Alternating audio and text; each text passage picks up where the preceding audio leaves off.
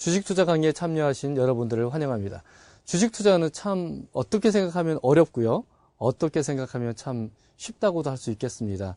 하지만 대부분의 개인 투자자들이 주식을 통해서 손해를 본 경험들이 많기 때문에 일반적으로는 어렵다라고 보실 수가 있겠습니다. 하지만 결코 주식은 그렇게 어렵지만은 않을 것이라 생각을 합니다. 일반적으로 주식 투자자들을 구분을 할 때는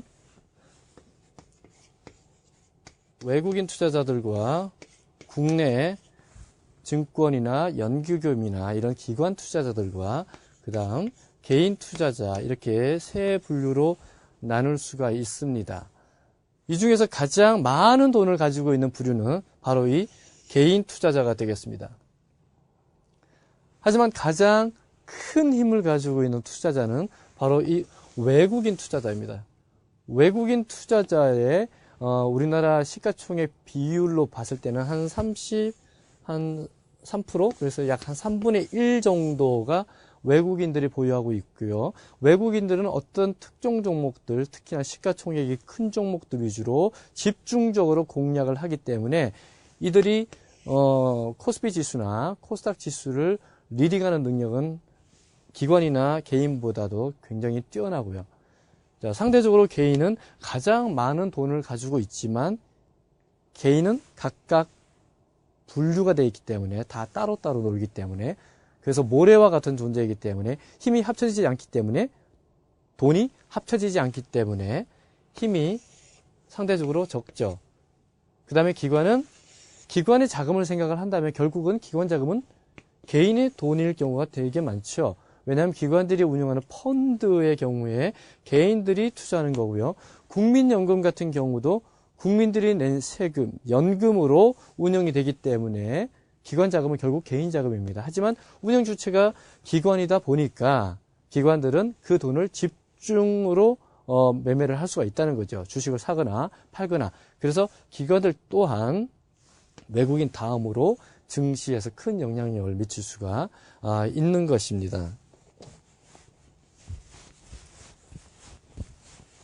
이 강의를 들으시는 대부분의 투자자들은 우리 개인 투자자이기 때문에 가장 힘이 약한 세 번째 부류가 되겠습니다. 그렇기 때문에 대부분의 돈을 이 증권시장에서 잃게 됐고요. 그 돈을 잃은 돈을 결국은 외국인이나 기관들이 수익 창출을 하게 되는 거겠죠. 그래서 주식 투자에 대해서 원리를 제대로 알고 투자를 어떻게 할 것인지에 대한 방향성 설정을 제대로 한다면 주식 투자는 결코 어렵지 않고요. 결국 개인 투자자이지만 외국이나 기관처럼 주식시장에서 충분히 수익을 낼 수 있다는 것이죠. 외국인이나 기관이나 개인이나 모두가 다 주식시장에서 수익을 못 낸다면 어쩔 수 없겠지만 그게 아니라 개인은 수익을 못 내고 외국인과 기관은 수익을 내고 있기 때문에 따라서 우리 개인 투자자들도 외국이나 기관 투자자들의 패턴대로 우리가 투자 운영을 해 나간다면 이 시장에서 승률을 높이면서 투자를 해 나갈 수 있다는 것입니다. 그래서 주식 투자를 할 때 앞으로 우리 강의를 쭉 해 나가겠지만 중요한 것 1번 거시경제이고요. 거시경제는 우리나라 그 다음 전 세계 경제가 어떻게 되고 있느냐가 를 나타내는 그런 내용이 되겠는데 거시경제가 좋지 않다. 그러면 모든 경제 주체들이 삶이 힘들어지고 빡빡하고 어렵다는 거죠. 그랬을 때는 물건도 안 팔리고요. 물건이 안 팔리니까 제조회사에서 물건을 많이 만들 수도 없고요. 그러니까 매출액 떨어질 것이고 이익률 떨어지겠죠. 그러면 기업의 주가도 빠지겠죠. 거시경제가 안 좋은 상태에서는 주식 투자를 해봐야 수익을 낼 가능성은 극히 희박하다는 것이죠. 하지만 거시경제가 좋을 때는 매출 올라가죠. 기업의 이익 올라가죠. 따라서 주가도 올라가게 되고 따라서 웬만한 주식 투자자는 전부 다 수익을 낼 수 있다는 것이죠. 그래서 거시경제가 어떠한가를 아는 것이 굉장히 중요하고요. 따라서 이 거시경제의 흐름에 따라서 주식 투자를 해야 될 때인가 아니면 지금은 주식 투자를 하지 말아야 될 때인가를 판단해야만 하는 것입니다. 여러분들이 강의를 듣는 이 시점에 우리나라의 거시경제와 아시아의 거시경제와 유럽과 미국의 거시경제는 어떠한지를 보고 내가 주식 투자 시점을 먼저 잡아야 된다는 것이죠. 그 다음에 중요한 것이 바로 업종입니다. 거시경제가 좋다면 그 중에서도 어떤 업종이 좋은지를 우리가 파악을 해야 된다는 것이죠. 삼성전자를 필두로 한 전기전자 업종이 좋은지 의약품이 좋은지 판단할 수가 있다는 것이죠. 그래서 거시경제가 좋다면 그 중에서도 어떤 업종이 특별히 좋은지, 그래서 예를 들어서 전기전자 업종이 좋다라고 한다면 전기전자 업종 위주의 투자를 해 나가면 될 것입니다. 자, 업종 선택이 됐다면 세 번째로는 이제 기업을 선택을 해야 되겠죠. 주식 투자는 결국 기업에 투자를 하는 것이기 때문에 기업 선택이 중요할 것입니다. 전기전자를 선택했기 때문에 그 중에서는 어떤 기업을 선택할 것이냐, 뭐 삼성전자를 선택할 것이냐, LG전자를 선택할 것이냐, LG이노텍, 삼성전기, 삼성 SDI 등등 이런 회사들 중에서 어디를 선택할 것이냐가 바로 이 기업 선택에 달려 있고요. 만약에 최종 선택이 삼성전자에 투자할 것이다 라고 선택이 됐다면 이제 삼성전자에 투자를 하면 되겠죠. 그런데 이제 기업 선택을 하는 데 있어서 또 크게 세 가지로 나눌 수가 있겠습니다. 먼저 수급 분석을 해야 될 필요가 있고요. 두 번째 기본적 분석을 해야 될 필요가 있고요. 세 번째 기술적 분석을 통해서 최종 기업을 선택을 해야 됩니다.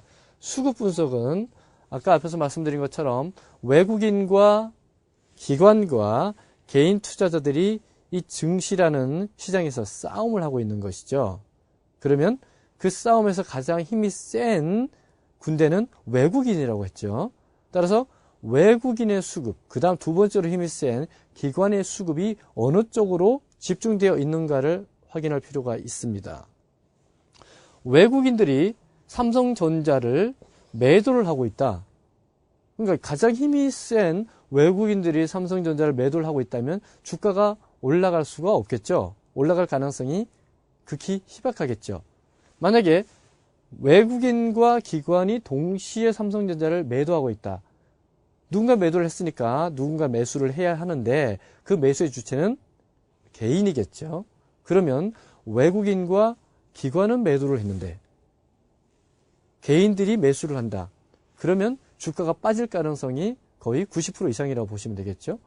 그런 상태에서 수급이 안 좋은 상태에서 삼성전자 주식을 여러분들이 매수를 해봐야 주가가 빠질 것이기 때문에 여러분들은 평가 손실을 입을 가능성이 크고요. 나중에 손절매할 가능성도 크게 되고요. 장기 투자를 한다 하더라도 오랜 시간 주식에 물려있을 가능성이 크다는 것이죠. 따라서 수급이 좋은 종목 1번 외국인들이 집중적으로 매수하는 종목 2번 외국인뿐 아니라 기관도 함께 매수하는 종목을 선택할 필요가 있습니다. 가장 중요한 것은 개인이 선택을 하는 종목은 웬만하면 피하는 것이 좋다는 것이죠. 두 번째, 자, 수급적으로 예를 들어서 삼성전자 수급이 괜찮다고 가정을 해보겠습니다.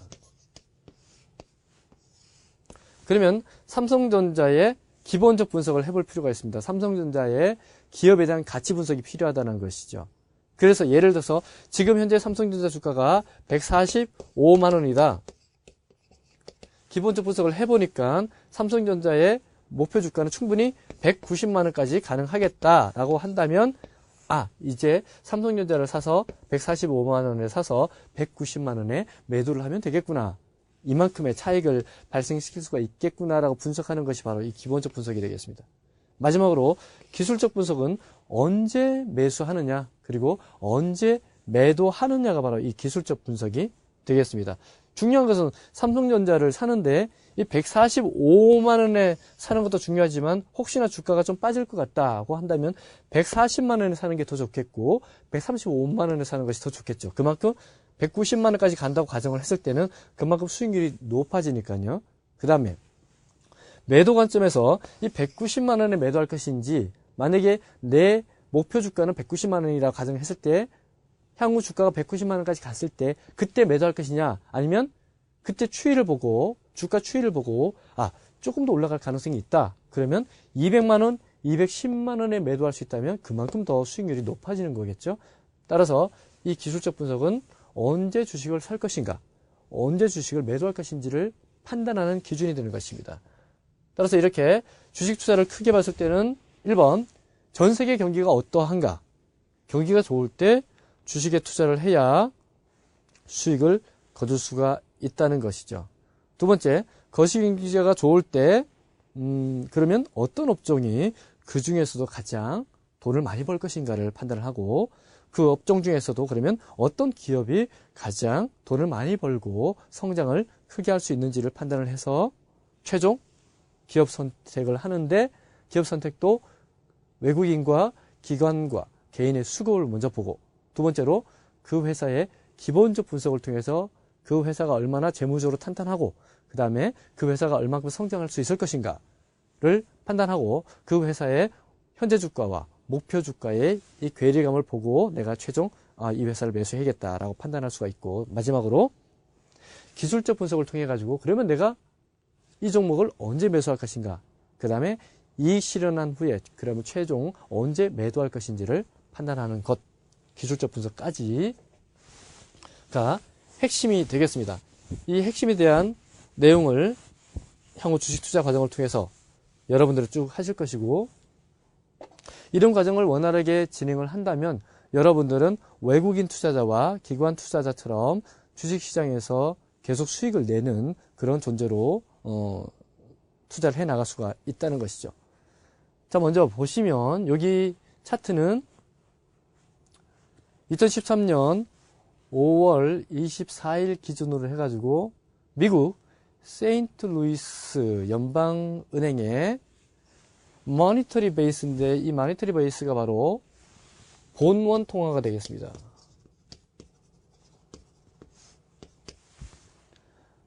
미국 FRB, 그 다음에 한국으로 따지면 한국은행이겠죠. 일본은 일본은행이 되겠고, 그 미국 FRB에서 처음에 통화를 발권을 합니다. 그러니까 화폐를 찍어내는 거죠. 그것이 바로 이 본원 통화고요.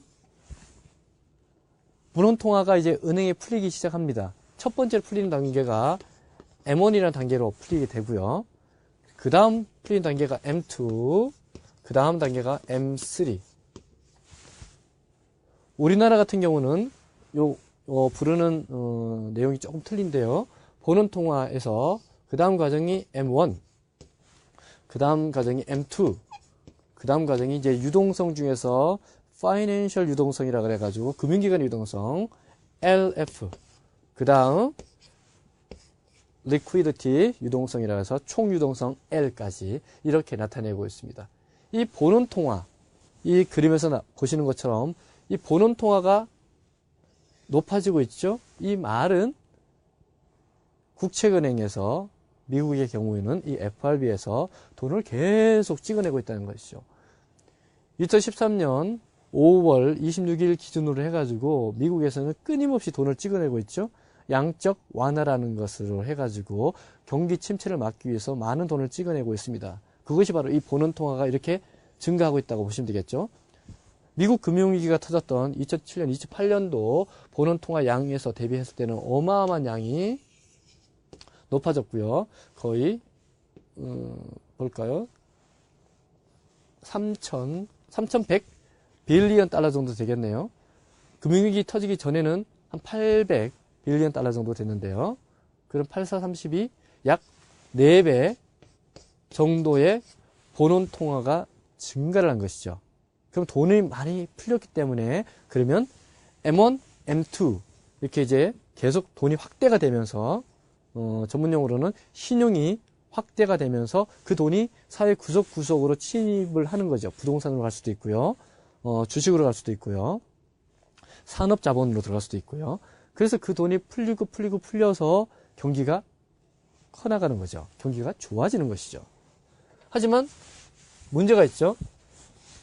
금융위기 이후로 미국 FRB에서는 이 본원 통화를 4배 정도 급격하게 상승을 시켰지만 여전히 2013년 5월 기준으로 해가지고 여전히 전 세계적인 경기 침체는 계속 진행이 되고 있고요. 잘 안 된다는 거죠. 자, 그러면 돈이 풀리면 될 텐데, 자, 돈이 제대로 풀리는지 한번 볼까요? 자, M1입니다. 자, 머니터리 본드에서, 첫 번째 단계, M1에서 보니까, 멀티플러입니다. 그 M1의 이제 비중인데요. 보는 통화가 발생을 하면은, 보는 통화에서 M1으로 넘어가게 되면은, 보는 통화가 예를 들어서 $100를 발행을 했다. 그러면 M1은 이게 이제 화폐가 신용 창출이 되기 때문에 화폐가 시중에 유통되는 양은 이제 늘어나게 되거든요. 다음 과정에서, 거시경제 과정에서 자세히 설명을 할 텐데, 예를 들어서 이렇게 화폐 금액이 커지는 이런 현상이 발생하게 되면, 예를 들어서 $120가 됐다. 그러면 원래 $100보다 $120니까 $20의 화폐량이 늘어난 것이죠. 그러면 $100에서 $120로 가게 되면은 1대 1.2가 되는 거고, 만약에 $100에서 $100로 가게 되면 1대 1이 되는 거죠. 그게 바로 멀티플러인데요. 자, 금융위기 때 2008년, 2007년도에 1.6배였죠. 하지만 지금 2013년 5월 기준으로 해가지고는 0.8입니다. 이 말은 보는 통화를 1배를 발행을 해도 시중으로 풀리지 않고 오히려 화폐가 축소가 되고 있다는 얘기죠. 돈이 돌지 않고 오히려 축소가 되고 있다는 거죠. 이런 기현상이 생기기 때문에 미국 FRB도 그렇고 한국은행도 그렇고 돈을 많이 풀었는데도 불구하고 경기는 여전히 침체가 돼 있고 발전하지 못하는 이유가 바로 이 돈이 원하는 대로 돌지 않고 있다는 얘기죠. 돈이 돌지 않는 이유? 서로가 서로를 믿지 못하기 때문에 돈이 안 돌고 있죠. 화폐가 돈다는 것은 다른 말로는 신용 창출이라고 합니다. 각자의 신용, 회사의 신용, 이 신용으로 해가지고 돈이 확대가 되는 것인데, 금융위기 이후로는 사람이 사람을 믿지 못하고, 왜 믿지 못하느냐 하면은 내가 이 돈을 빌려줬을 때 저 사람이 갚을 수 있는지에 대한 확신이 들지 않는다는 얘기죠. 그러다 보니까 돈을 빌려주지 않습니다. 돈을 빌려주지 않으니까 M1 멀티플러가 1 이상 1.6, 2.0으로 확대되지 않고 오히려 이래 줄어드는 현상이 발생을 했고, 따라서 돈을 빌리지 못하는 사람들은 계속 이제 파산을 하게 되는 거죠. 파산자가 늘어나게 되고요. 지금 현재 상태가 이런 상태이기 때문에 경기가 좋아지지 못하고 있고요. 경기가 좋아지지 못하고 있는 상태이기 때문에 주식시장에는 그리 큰 좋은 영향, 긍정적인 영향을 미칠 수가 없는 것이 현실입니다. 하지만 2013년 5월 기준으로 해가지고 미국 다우존스 지수라든지 나스닥 지수라든지 S&P 지수라든지 일본 지수라든지 상당히 괜찮죠. 왜 괜찮았냐면 본원 통화가 이렇게 늘어나면 M1으로 진입되지는 않았지만 어쨌든 화폐량이 늘어나기 때문에 그 중에 일정 부분은 어느 쪽으로인가 투기 자금으로 진입이 된다는 것이죠. 그게 바로 주식시장으로 진입이 됐던 것이고요. 그래서 경기가 좋지 않은데도 불구하고 경기가 향후에 좋아질 것이라는 그런 막연한 기대감으로 주가는 상승을 하게 되는 거죠. 투기가 투기를 부르는 거죠. 주가가 상승되면 좋아 보이고 그러면 나도 한번 매수를 하고 싶고 라는 그런 형태가 되는 것입니다. 자, 이것은 토탈 뎁입니다. 빚입니다. 빚. 미국의 전체의 그 빚을 보면요.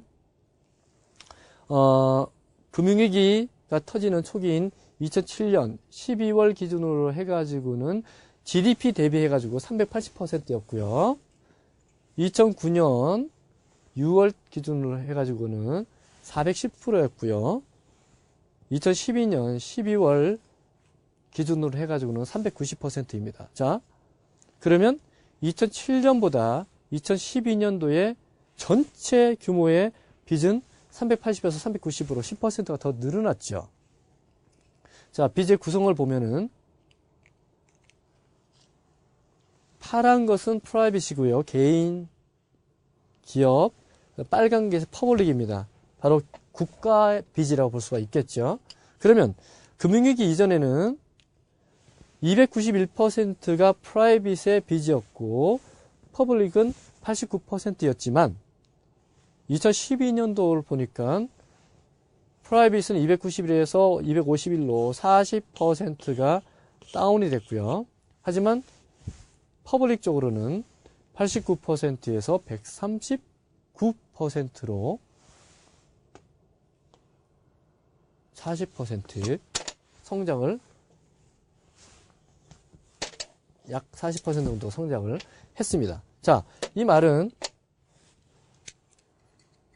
빚이 380에서 390으로 넘어오는 동안에 개인들이나 기업의 프라이빗 빚은 줄어들었지만 그 빚을 누가 떠안았느냐? 바로 이 공공이 떠안았다는 것이죠. 바로 국가가 빚을 떠안고 엄청난 재정 적자에 시달리고 있고 어마어마한 부채가 계속 쌓이고 있는 것이죠. 바로 우리 세금에 앞으로 향후에 내야 될 세금이 계속 많아지고 있다는 내용이 될 것입니다. 그래서 이렇게 퍼블릭의 부채가 계속 증가를 하게 되면 결국은 어디까지 우리가 예상을 해야 되냐면 국가 부도 사태까지도 예상을 해야 됩니다. 부도라는 것이 국가가 발행한 채권의 이자를 지급하지 못할 때, 채권이 만기가 됐을 때 그 원금을 지급하지 못할 때가 부도이겠죠. 따라서 계속 문제가 되고 있는 거죠. 이것은 미국뿐만 아니라 전 세계의 문제이고 그 다음에 한국도 예외가 될 수가 없습니다. 그래서 여러분들이 이런 것들에 대한 스터디가 충분히 돼야 되고요. 여러분들이 강의를 듣고 나서 주식을 투자해야 되는 그 시점에 전 세계 경기가 어떠한가를 보고 너무 어려운 상태다. 그러면은 주식 투자를 하면 안 되겠죠. 그런데 이렇게 2013년 5월 기준으로 해가지고 경기가 안 좋은데도 불구하고 시장이 좋다. 그럴 때는 투기적인 자금이 유입이 돼서 움직이는 거구나 라고 판단을 해야 되고요. 투기적인 자금이 움직일 때 주가가 올라갈 때는 내가 투자를 한다 하더라도 어떤 식으로 해야 되느냐? 단타로 쳐야 된다는 거죠. 단기적으로 내가 5%, 10%, 20%의 목표 수익률을 가지고 단기로 대응을 해 나가야 된다는 거죠. 경기가 안 좋은데 장기로 대응해 나갔다가는 경기가 안 좋기 때문에 결국 기업의 주가는 많이 하락을 하겠죠. 그렇게 되면은 오랜 시간 동안 고생할 수가 있다는 거죠. 따라서 이런 것들이 필요하고요. 그래서 거시경제 기본적인 스터디는 항상 필요하다라고 할 수가 있겠습니다. 자, 이번에 적정가치에 대해서 한번 공부를 해보겠습니다. 자본주의 사회에는 어떤 자산에 대한 적정가치가 있습니다. 결국 수요와 공급의 적정선이라고 볼 수가 있겠죠. 수요가 많으면 결국 사겠다는 사람이 많으면 가격은 프라이스는 올라가겠죠. 수요가 적으면 사게 드는 사람이 없으면 당연히 가격은 떨어져야 됩니다. 그럼 이번에 공급 볼까요? 자, 공급이 줄었어요. 공급이 줄었으니까 가격은 올라가야 되겠죠. 자, 공급이 늘어났습니다. 그러면 공급이 늘어났으니까 예를 들어서 아파트가 어마어마하게 많이 지어가지고 늘어났으니까 아파트 가격은 하락을 해야 되겠죠. 그래서 이런 수요와 공급의 적정선에서 적정가치라는 게 만들어지게 되고요. 그게 부동산이든 주식이든 금이든 은이든 보석이든 이런 식으로 만들어지는 거겠죠. 그래서 항상 우리가 적정가격, 적정가치가 얼마인지에 대한 생각은 항상 우리가 할 필요가 있는데, 자, 요 선을 적정가격 또는 적정가치라고 한번 해보겠습니다. 요 적정가치라는 것은 이제 상품에 따라서 다 틀리겠죠. 자, 예를 들어서 삼성전자라고 한번 해볼게요. 그러면 삼성전자의 주가가 요게 현재 움직이는 주가를 이제 참고를 해서 약 150만 원. 이거를 만약에 적정가치라고 가정을 해보겠습니다. 그러면 주가라는 것은 사람들이 매수하고 매도하고 함으로 인해 가지고 수요와 공급이 계속 바뀌죠. 따라서 이 가격도 계속 움직이는 거죠. 중국에서 악재가 하나 나오면 주가가 폭락하기도 하고요. 중국이나 유럽에서 호재가 나면 주가가 폭등하기도 하죠. 그러다 보니까 이 적정 가격에서 주가가 올라가기도 하고 빠지기도 합니다. 예를 들어서 170만 원으로 주가가 올라왔다라고 가정을 한다면 적정 가격이 150만 원이라고 판단하고 있는 여러분 같은 경우는 어떻게 해야 되겠죠? 당연히 20만 원 정도가 더 오버가 됐기 때문에 주식을 매도를 해야 합니다. 왜냐하면 결국은 이게 150만 원의 적정 가격을 오버했기 때문에 이만큼은 다 거품이라는 얘기죠. 20만 원 정도는 전부 다 거품이라는 얘기죠. 그러면 다시 거품이 빠지면 주가는 150만 원으로 다시 회귀를 할 것입니다. 자, 다른 걸로 어떤 단계적인 악재가 나와가지고 주가가 폭락할 때가 있죠. 그러면 예를 들어서 나는 150만 원이 적정 주가라고 생각했던 것이 주가가 폭락해가지고 130만 원이 될 수도 있겠지요. 그럴 때는 어떻게 해야 되느냐? 당연히 내가 생각하는 가격보다 20만 원 싸졌기 때문에 매수를 해야 되겠죠. 결국 시장은 시간이 지나면 다시 150만 원대로 적정 가격 수준으로 회귀를 할 것입니다. 그래서 이만큼의 차익이 발생을 하고요. 150만 원의 적정 가격이 왔다고 할 때 나는 내 주식을 매도를 하겠죠. 그래서 이런 과정을 거치기 때문에 항상 주식이라는 것은 적정 가격을 중심으로 해가지고 이렇게 요동을 치는 거죠. 근데 일반적으로 주식이라는 것이 이렇게 해서 요동을 치지 않고요.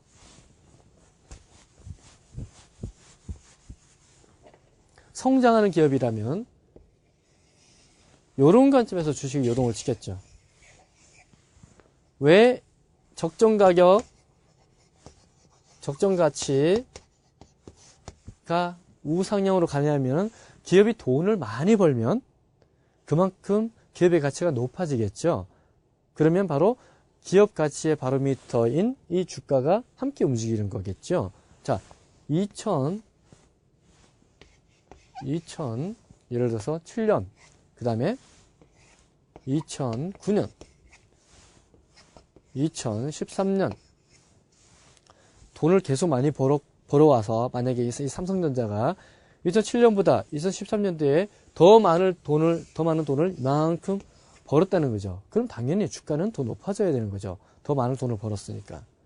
그렇기 때문에 적정 가치, 적정 가격은 항상 이렇게 그 회사가 얼마만큼 돈을 많이 버느냐에 따라서 움직이는 거죠. 반대로 돈을 많이 벌지 못하고 오히려 돈을 까먹는 그런 회사도 있을 수 있겠죠. 경기가 안 좋기 때문에 경기 침체로 인해 가지고 매출액이 좋아지지 못해 가지고 그러면 적정 가치는 이 방향으로 떨어지겠죠. 이때가 더 많은 돈을 벌었을 때고 지금이 더 적은 돈을 벌었기 때문에 주가는 빠지는 거죠. 앞으로 어떻게 될 것인가? 앞으로의 전망에 따라서 주가가 다시 올라가거나 더 빠지거나 하겠죠. 그래서 우리가 이 시점에서 항상 내가 투자해야 될 이 시점에서는 이 기업이 어떻게 될까를 봐야 되는데 앞에서 말씀드린 것처럼 기업만 보게 되면은 나무만 보게 되는 우를 범할 수가 있기 때문에 큰 숲을 바라볼 수가 있어야 되고요. 더 크게 보면은 산맥을 볼 수가 있어야 되는 거죠. 그래서 바로 거시경제를 보고 그 다음 업종을 보고 그 다음에 이 기업을 봐서 향후 주가가 턴 어라운드 할 수가 있겠다. 그래서 적정 가치가 우상향으로 갈 수 있겠다. 주가가 여기서 왔다 갔다 할 수 있겠다고 판단이 들면은 이제 그때는 매수에 참여하는 것이고 그렇게 돼야지만이 수익을 누릴 수가 있는 거고요. 대부분의 외국인 투자자들, 기관 투자자들은 이런 형태로 해가지고 주식 투자를 해 나가고 있고요. 기업이 실적이 안 좋을 것이라 판단했기 때문에 주식을 계속 매도를 하는 것이고 기업이 실적이 계속 좋아질 것이라 생각을 하기 때문에 주식을 계속 매수를 하는 것이죠. 그들은 운영하는 자금이 많기 때문에 한 번에 주식을 다 살 수가 없습니다. 개인 같은 경우는 투자를 해봐야 몇백만 원에서 몇 억, 더 많으면 몇십억 정도 수준이겠죠.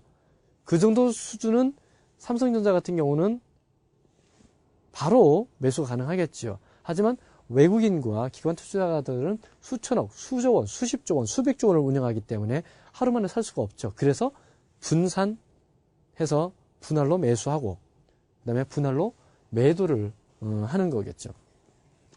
자, 이번에 부동산 관련돼서 한번 얘기 한번 해볼까요? 적정 가치.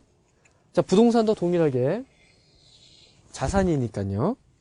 자, 부동산 여기를 적정 가치라고 한번 해보겠습니다. 그러면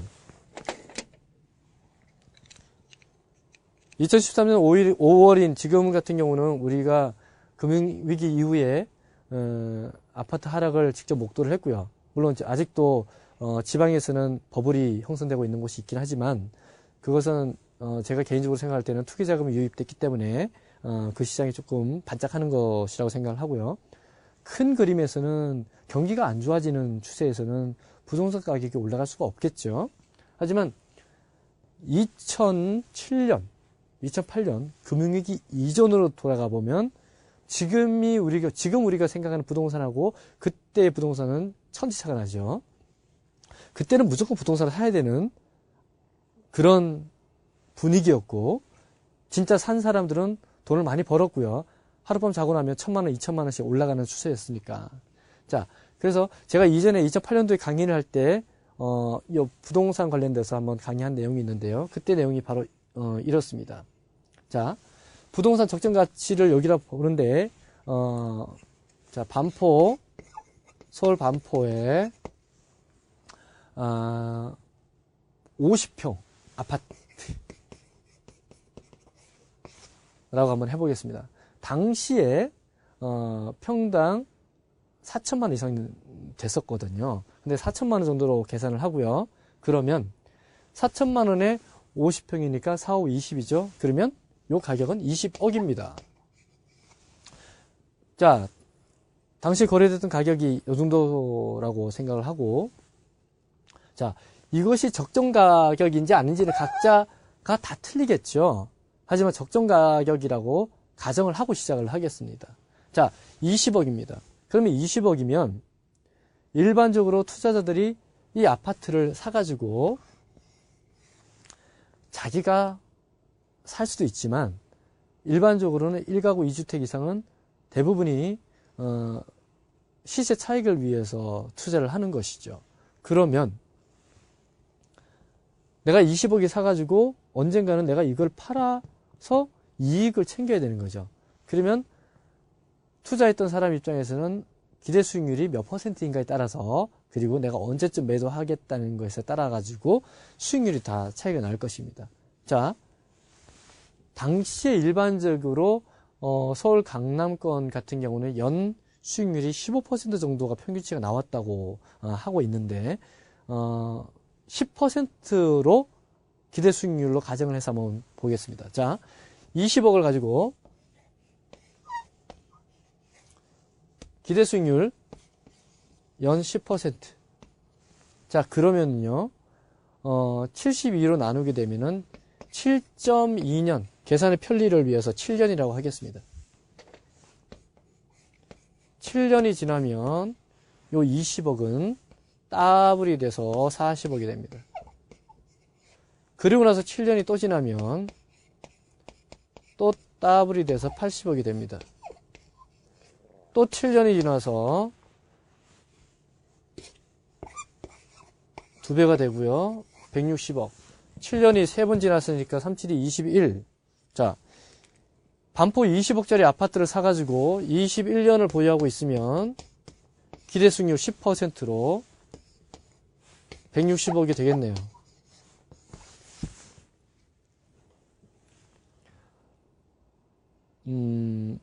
아파트 50평짜리 160억이라면 사실 누가 받아줄 사람이 누가 있겠습니까? 하지만 그때 당시에 우리들이 생각했던 것들은 이렇게 20억이 그 다음에 기대 수익률과 접목해서 판단을 했을 때 이 가치가 적정 가치인지 아니면 버블인지 아니면 저평가인지에 대한 판단 없이 그냥 우리는 막 그냥 돈을 싸들고 가서 질러버린 거죠. 그래서 우리는 부동산뿐 아니라 주식이든 뭐든 간에 앞으로 우리가 해야 될 투자는 적정 가격이 어느 정도인지에 대한 우리가 연구가 필요하다는 것이죠. 그래서 이게 이 적정 가격인가 아니면 이 반포 50평 아파트가 적정 가격이 위에 있는 고평가인가 아니면 적정 가격보다 아래에 있는 저평가인가 판단을 하고, 만약에 반포 20평 아파트가 저평가이라면 사야 되겠죠. 왜냐면 적정 가격이 여기니까 이만큼 먹을 폭이 있다는 거죠. 하지만 고평가라면 당연히 매도를 하거나 아니면 내가 가지고 있지 않다면 살 필요가 없는 거죠. 가격이 빠질 때까지 기다려야 되는 것이죠. 이게 바로 적정 가치를 우리가 판단해서 최종 우리가 어떤 자산에 투자를 할 것인가 하지 않을 것인가를 판단하는 기준이 될 수 있다는 것이죠. 여러분들이 투자할 주식도 이런 방식으로 그 다음에 그 회사가 얼만큼 더 성장할지에 대해서 생각을 하면서 우리가 판단을 할 수가 있습니다. 자, 이번에는 DI라는 회사의 주식을 보면서 버블, 적정 가격보다 더 높은 버블이 어떻게 이루어지고 하는지를 분석을 해보겠습니다. DI는 가수 싸이의 아버지 회사입니다. 반도체 관련된 회사이고요. 2012년 9월 정도의 주가가 거의 한 14,000원? 14,000원 조금 못 미쳐가지고 상승을 했었죠. 이때가 강남스타일이 나왔을 때고요. 그래서 강남스타일이 대박이 나면서 주가가 폭등을 했고요. 그 다음에 최근 2013년 들어와서 4월 15,000원까지 돌파해서 15,100원까지 왔었죠. 젠틀맨의 인기를 입고 올라왔다가 주가가 빠져서 15,000원 찍고 7,120원을 찍는데 2014년 5월 20일에 7,120원 고점 대비 반토막이 나버린 거죠. 자, 그러면 싸이가 대박이 났는데 싸이 아버지 회사도 주가는 대박이 나버린 거죠. 그러면 이것에 대해서 한번 보자고요. 적정 가치는 어디인가를 우리가 판단할 필요가 있는 거죠. 싸이가 대박 나기 전에는 주가는 1,000원부터 2,000원대까지 주가가 놀고 있었다는 거죠. 그러면 이 기업은 주가는 기업이 얼마만큼 돈을 잘 버느냐에 따라서 반영이 된다고 말씀드렸죠. 따라서 이 기업은 1,000원부터 2,000원 수준이 적당한 기업의 가치구나라고 판단을 할 수가 있습니다. 그런데 싸이가 대박이 나면서 주가가 이렇게 2,000원짜리가 7배가 튀어버리고요. 이런 현상이 발생을 하는 거죠.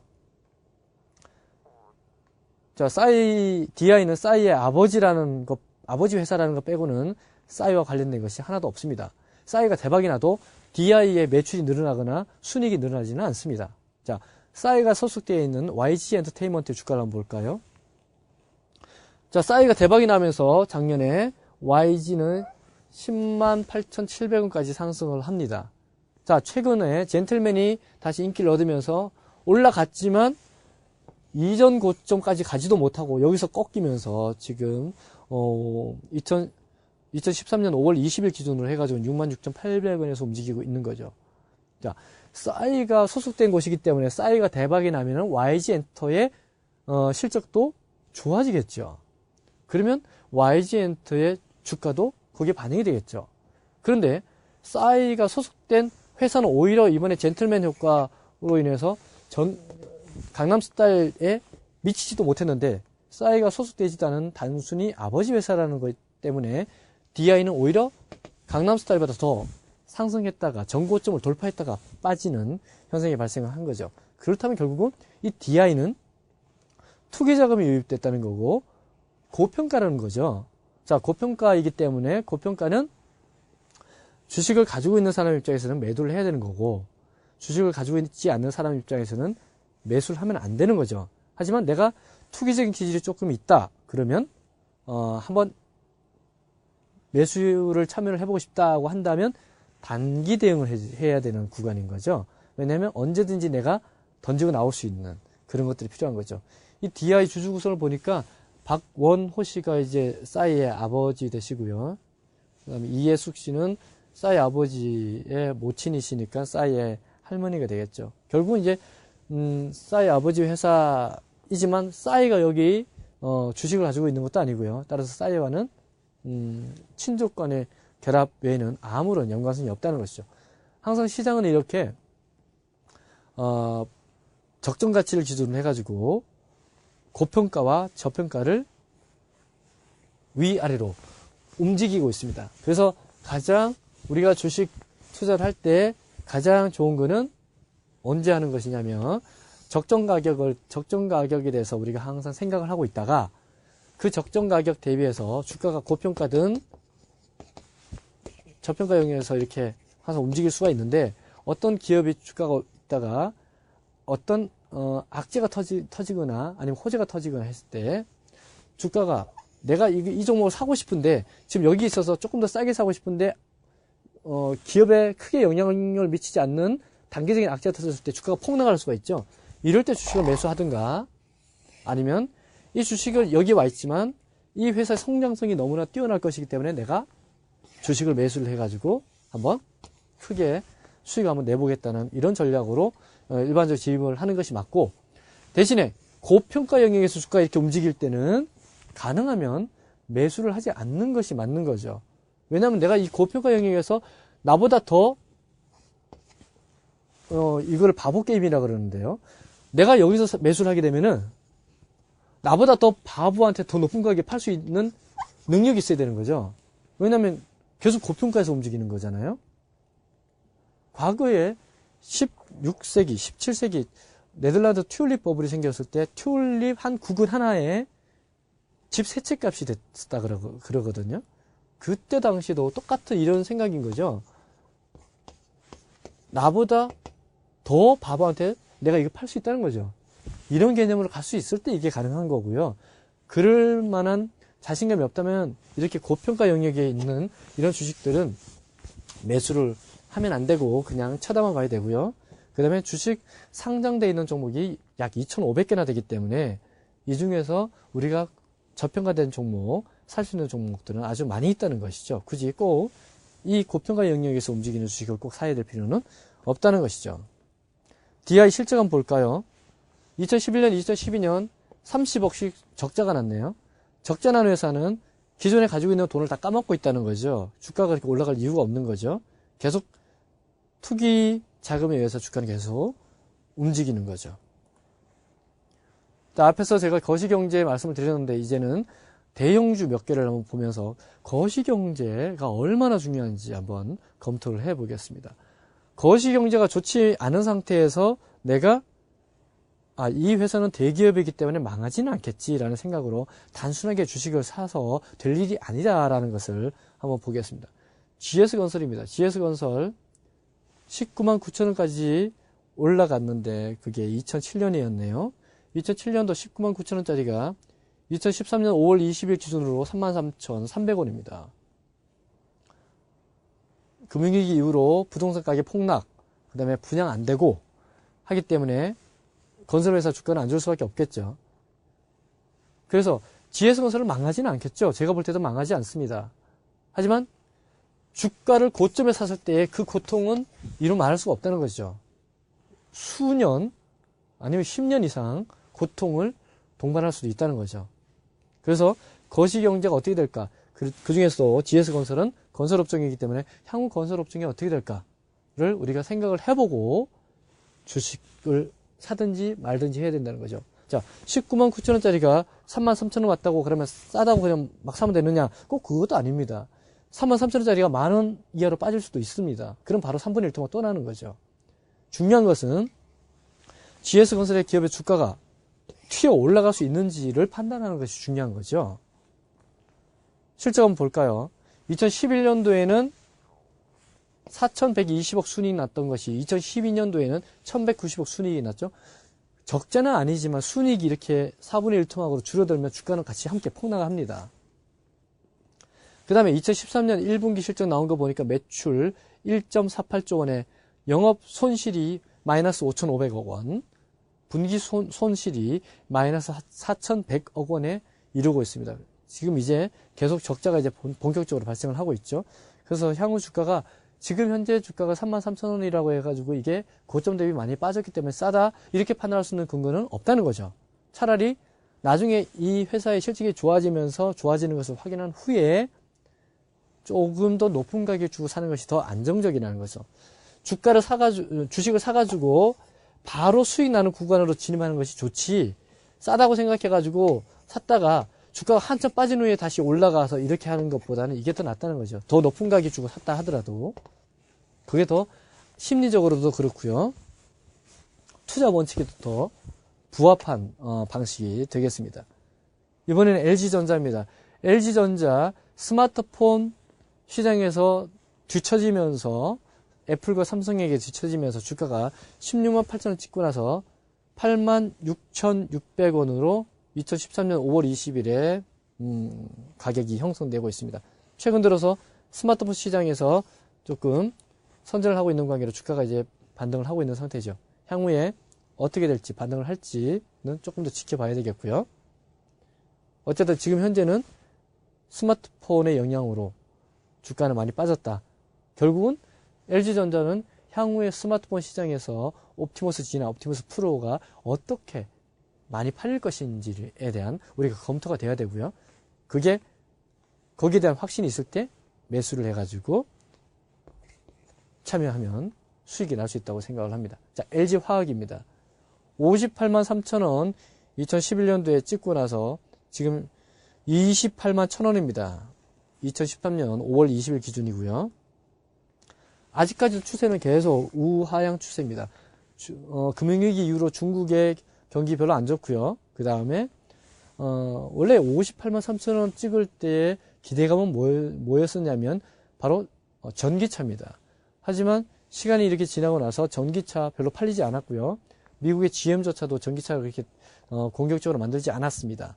그래서 주가가 중국 경기 안 좋은 것과 미국의 전기차 많이 팔리지 않은 것 복합적으로 이루어지면서 빠진 거죠. 그렇다면 LG화학이 주가가 상승할 수 있을 것인가? 그러면 내가 지금 판단을 할 때 매수해야 될 것인가는 중국 경기가 좋아질 것인가? 그럼 중국 경기 좋아질 것인가? 그 다음에 전기차가 본격화될 것인가를 보고 매수 시점을 잡아야 된다는 것이죠. OCI입니다. OCI 폴리실리콘 태양광 발전 폴리실리콘으로 해가지고 65만 7천원까지 갔다가 2013년 5월 20일 14만 5천원까지 하락한 상태입니다. 대기업이라고 해가지고 주식을 그냥 쉽게 샀다가는 정말 어마어마한 고통을 당한다는 것을 지금 우리가 알 수가 있습니다. 핵심은 태양광 시장이 성장할 것인가, 본격화될 것인가. 그래서 OCI가 폴리실리콘을 많이 팔아가지고 돈을 많이 벌 수 있을 것인가를 봐야 되는 거죠. 포스코입니다. 2007년도에 76만 5천원까지 갔던 게 지금 32만 4,500원입니다. 중국 시장, 철강 시장 경기 침체로 해가지고 여전히 별로 좋지 않은 상태이고요. 그게 주가에 그대로 반영되고 있는 것으로 보이고요. 현대중공업입니다. 조선해양 쪽, 그 다음에 산업기기 쪽 55만 4천원을 2011년도에 찍은 후에 2013년 5월 20만 4,500원 주가 반토막 이상 나 있는 상태죠. 현대자동차 2012년도에 27만 2,500원까지 갔다가 최근에 조금 조정을 보이면서 5월 20일 기준으로 해가지고 19만 6,500원입니다. 상대적으로 다른 업종보다는 이 자동차 업종이 덜 빠졌죠. 왜 그러냐면 지금까지는 일본의 엔화가 강세였기 때문에 현대자동차가 그만큼 일본과의 경쟁에서 이겼다고 보면 되고요. 그렇기 때문에 미국 시장에서 많이 팔 수 있었고요. 주가가 좋았는데 2013년 들어오면서 일본 엔화가 가치가 계속 떨어졌죠. 그러면서 엔화 가치가 떨어졌기 때문에 일본 기업들, 특히나 토요타 자동차의 수출 실적이 좋아지게 됩니다. 또한 그런 기대감으로 일본 시장, 주식시장, 그 다음에 토요타 주식 가치가 계속 상승을 했고요. 상대적으로 현대자동차는 토요타와의 경쟁에서 밀릴 것이라는 생각으로 주가가 빠지고 있는 것이죠. 자, 그렇다면 2013년 5월 20일 기준으로 해가지고 그럼 향후에 현대차의 주가는 어떻게 될 것인가? 핵심은 일본 엔화 가치가 어떻게 될 것인가? 따라서 토요타가 어떻게 할 것인가? 그 다음에 우리나라 원화 가치는 어떻게 될 것인가? 그리고 현대차가 그거로 인해서 영향을 받아서 어떤 실적을 거둘 것인가. 그 다음에 향후 세계 경제 경기는 계속 안 좋아질 것인가 아니면 좋아질 것인가. 세계 경기가 좋아지지 않는데 자동차를 살 사람은 별로 없겠죠. 그렇다면 주가는 더 빠질 것이고, 세계 경기가 괜찮아지면서 일본 엔화와 우리나라 원화의 가치 비율을 분석하고 좋아질 것이라는 판단이 들면 그때는 주가가 다시 올라가겠죠. 그래서 이런 변수들을 봐가면서 우리가 주식 투자에 임해야 된다는 거죠. 자, 삼성전자는 거의 최고가를 형성을 하고 있습니다. 여전히 5월 20일 기준으로 해가지고 151만 원인데 고점 158만 원 대비해서 별로 빠지지도 않았죠. 자, 삼성전자는 결국은 애플 뒤를 이어가지고 스마트폰에서 자기의 영역을 완벽하게 구축을 했기 때문에 이런 결과가 나온 것입니다. 삼성전자 향후 주가 추이 빠질 것인가 더 올라갈 것인가는 스마트폰 시장에서 얼만큼 경쟁력 있게 계속 대응을 해 나간지에 달려있기 때문에 거기에 대한 우리가 스터디가 필요하다 하겠습니다. SK 하이닉스 반도체 관련된 회사이죠. 추세가 2008년을 최저점을 찍고 나서 좋아지고 있습니다. 향후 반도체 경기 어떻게 될까에 따라서 SK 하이닉스 매수할 것인가 말 것인가를 판단해야 되겠고요. 자, 마지막으로 SK텔레콤 주가가 2012년까지 안 좋았다가 최근 들어서 좋아지고 있죠.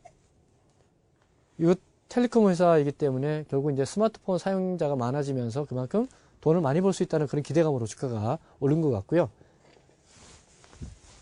향후에 스마트폰 확대로 인한 SK텔레콤의 실적이 지속적으로 좋아질 것인지에 대한 판단이 있어야 이렇게 많이 올라와 있는 상태이지만 사야 되겠다 아니면 사지 말아야 되겠다를 판단할 수가 있을 것입니다. 자, 이런 형태의 투자 방식을 바로 탑다운 투자 방식이라고 합니다. 앞에서 설명드린 것처럼 거시경제가 어떠한 걸 먼저 판단을 하고 그 다음에 업종, 그 다음에 그 업종 중에서 가장 괜찮은 게 무엇인가, 그 다음 기업. 자, 기업을 선택했다면 외국인과 기관의 수급 상태는 어떠한가를 보고 수급 상태 좋은 종목 중에서 그 회사의 매출 구조나 성장성이나 그런 것들은 어떤가를 보고 그 다음에 최종 내가 언제 매수에 진입할 것인가, 그 다음에 향후 내가 매도를 언제 할 것인가를 이 기술적으로 이제 최종 판가름을 해 나가는 것이죠. 이 방식을 탑다운 방식의 투자 방식, 탑다운 방식의 반대 개념은 바텀업 방식이 있습니다. 개별 기업을 먼저 분석을 한 후에 거시경제 쪽으로 치고 올라가는 방식이 있습니다. 투자자에 따라서 또는 펀드 운영하는 자산 운용사에 따라서는 탑다운 방식을 선호하는 곳도 있고 바텀업을 선호하는 곳이 있습니다. 저는 개인적으로는 탑다운 방식으로 해 나가시는 것이 더 낫지 않을까라는 생각으로 탑다운 방식 위주로 앞으로 설명해 나갈 것이고, 그래서 거시경제는 우리가 투자를 해 나가는 데 있어서 굉장히 중요하고요. 꼭 주식에만 국한되는 것이 아닙니다. 부동산에도 꼭 필요하고요. 금투자, 원자재 투자에도 꼭 필요하고요. 채권 투자에도 꼭 필요하고요. 다른 모든 투자에 있어서 이 거시경제는 핵심이고요. 그 다음에 세부적으로 우리가 스터디를 해 나가면 되겠습니다. 또 다음 시간에 계속 진행을 해 나가겠습니다.